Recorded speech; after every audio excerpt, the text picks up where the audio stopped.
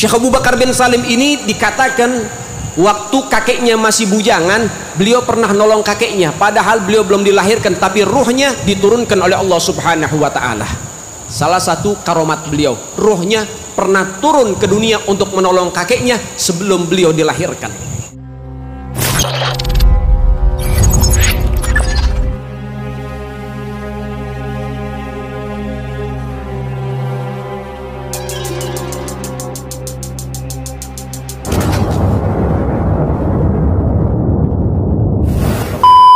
Bismillahirrahmanirrahim. Assalamualaikum warahmatullahi wabarakatuh. Alhamdulillah, jumpa lagi dengan saya di channel YouTube Maisha Al-Fatih. Bagi teman-teman yang belum subscribe channel YouTube ini, silahkan klik tombol subscribe-nya dan jangan lupa aktifkan tanda loncengnya agar teman-teman semua mendapatkan notifikasi video-video terbaru dari channel YouTube ini. Setidaknya teman-teman, ada dua orang tokoh yang paling sering disebut oleh para habaib di dalam kisah-kisah kurafat mereka. Yang pertama adalah Muhammad Ali bin Ba'alawi, atau yang bergelar Muhammad Faqih Al-Muqaddam. Yang kedua adalah Syekh Abu Bakar bin Salim. Seperti di dalam video ini teman-teman, di sini diceritakan bahwa Syekh Abu Bakar bin Salim, dia pernah berkata, seandainya aku tidak malu kepada Rasulullah, maka aku akan padamkan api neraka dengan jari kelingkingku saja. Kemuliaan Al-Habib Syekh Abu Bakar bin Salim. Al-Habib Syekh bin Abu Bakar bin Salim radhiyallahu anhu, beliau adalah seorang wali min awliya Allah di negeri Tarim Hadramaut Yaman yang mempunyai pangkat yang tinggi di sisi Allah, yang mana beliau pernah berkata, seandainya aku tidak malu dengan Rasulullah SAW, niscaya aku akan padamkan api neraka dengan jari kelingkingku saja.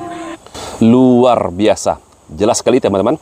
Dia berkata bahwa seandainya aku tidak malu kepada Rasulullah, maka aku akan padamkan api neraka dengan jari kelingkingku saja.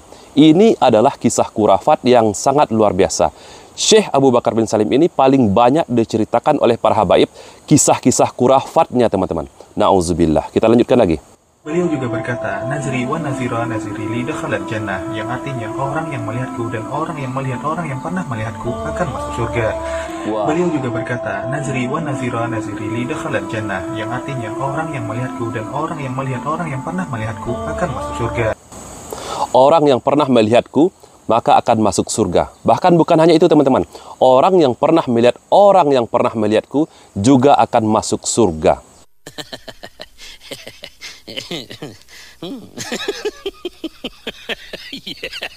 Kisah-kisah kurafat seperti ini teman-teman adalah kisah yang sangat menyesatkan, merusak akidah umat Islam, bertentangan dengan syariat agama kita. Coba teman-teman bandingkan dengan Nabi kita Nabi Muhammad SAW. Siapakah manusia yang paling mulia di hadapan Allah? Adalah Nabi kita Nabi Muhammad. Pernahkah Nabi kita berkata, siapa saja yang pernah melihat wajahku, maka mereka akan masuk surga? Nabi kita tidak pernah berkata demikian. Bahkan paman beliau sendiri, Abu Lahab, itu dijamin di dalam neraka teman-teman. Kurang apa Abu Lahab memandang wajah Rasulullah? Bahkan yang lebih parahnya teman-teman, ada seorang habib bercerita di dalam ceramahnya, sejak Syekh Abu Bakar bin Salim ini lahir teman-teman, sampai beliau wafat, malaikat pencatat amal keburukan diliburkan oleh Allah. Artinya pada saat itu teman-teman, semua kemaksiatan di muka bumi ini bebas dilakukan oleh siapa saja.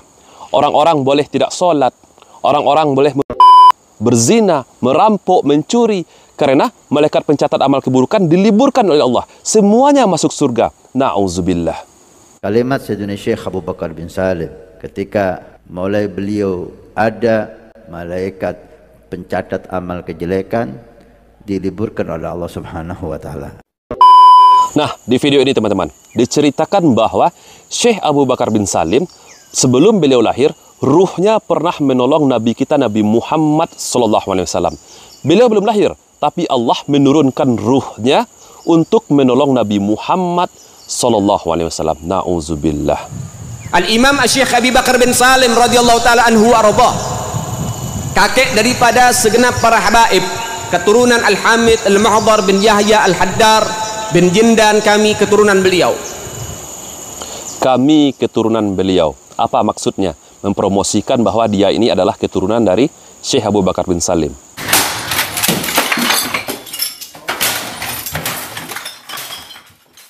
Al-Imam Syekh Abu Bakar bin Salim yang mana setiap hari berjumpa dengan Nabi, bertemu dengan Nabi, dan dikatakan di dalam riwayat Syekh Abu Bakar bin Salim punya saudara kembar namanya Aqil bin Salim. Setiap hari berjumpa dengan Rasulullah. Bagaimana caranya? Padahal Rasulullah SAW sudah lama wafat. Dia mengaku setiap hari berjumpa dengan Rasulullah. Tidak dalam mimpi, teman-teman. Oke, kita lanjutkan lagi videonya. Syekh Abu Bakar bin Salim ini dikatakan waktu kakeknya masih bujangan, beliau pernah nolong kakeknya. Padahal beliau belum dilahirkan, tapi ruhnya diturunkan oleh Allah Subhanahu wa Ta'ala. Beliau pernah nolong kakeknya, padahal beliau belum dilahirkan, tapi ruhnya diturunkan oleh Allah Subhanahu wa Ta'ala. Beliau pernah nolong kakeknya, padahal beliau belum dilahirkan, tapi ruhnya diturunkan oleh Allah Subhanahu wa Ta'ala. Salah satu karomat beliau, ruhnya pernah turun ke dunia untuk menolong kakeknya sebelum beliau dilahirkan. Tahu dari mana ini orang, teman-teman? Tahu dari mana? Dari mana dia mendapatkan kisah seperti ini? Kisah seperti ini sangat bertentangan dengan syariat agama kita, bertentangan dengan akidah umat Islam. Bayangkan, teman-teman, beliau belum dilahirkan oleh Allah, tapi ruhnya menolong Nabi kita, Nabi Muhammad SAW. Habib Ali Jindan ini juga menceritakan, Syekh Abu Bakar bin Salim ini, teman-teman, pertama kali beliau ingin menuntut ilmu agama kepada gurunya.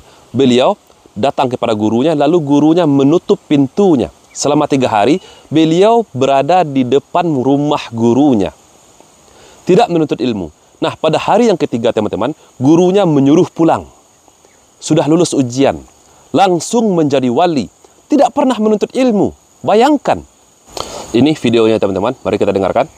Anda tahu, ketika pertama beliau mengaji kepada gurunya, pertama kali mengaji kepada gurunya, catat itu, teman-teman.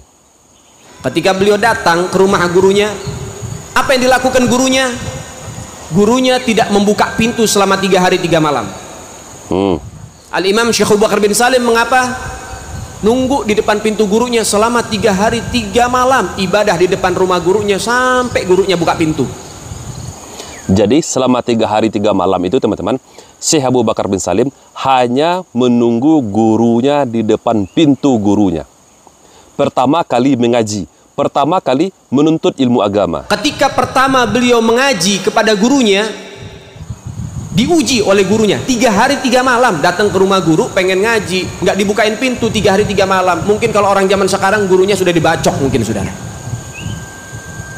Mungkin gurunya sudah dikatain, ini guru apa ini? Murid datang bukan dibukain pintu. Makanya sekarang jarang ada wali. Syekh Abu Bakar bin Salim, seorang wali bin auliyaillah besar, luar biasa, menanti di depan pintu gurunya 3 hari 3 malam, tidak beranjak, sehingga sholat 5 waktu di depan pintu gurunya, sehingga gurunya buka pintu. Gurunya tahu ada dia. Setelah 3 hari 3 malam dibuka pintunya dan dikatakan, wahai Abu Bakar bin Salim, kamu pulang ke rumah, kamu telah lulus, kamu akan menjadi rajanya para aulia satu waktu. Luar biasa kisah ini, teman-teman. Setelah 3 hari, teman-teman, gurunya membuka pintu, lalu disuruh itu pulang, tidak belajar, lalu tiba-tiba langsung menjadi wali. Bagaimana mungkin seorang yang tidak pernah belajar ilmu agama menjadi faqih, menjadi seorang alim, menjadi seorang ulama, bahkan diangkat menjadi walinya Allah? Macam tak betul je budak ni. Seharusnya mereka para habaib yang ada di Indonesia ini, jika benar-benar mereka ini adalah zuriat dari Nabi kita, Nabi Muhammad SAW, tidak membawakan kisah-kisah kurafat, dongeng-dongeng sufi yang merusak akidah umat Islam seperti ini. Seharusnya mereka lah yang paling terdepan mengajarkan sunnah Nabi kita, Nabi Muhammad SAW. Seharusnya mereka lah yang paling terdepan dalam menyampaikan hadis-hadis yang sahih, bukan sebaliknya membawakan kisah-kisah kurafat, membodoh-bodohi umat agar umat Islam mengkultuskan mereka. Nauzubillah. Semoga video ini bermanfaat untuk kita semua. Saya Reski Maisa Putra. Barakallahu fikum. Assalamualaikum warahmatullahi wabarakatuh.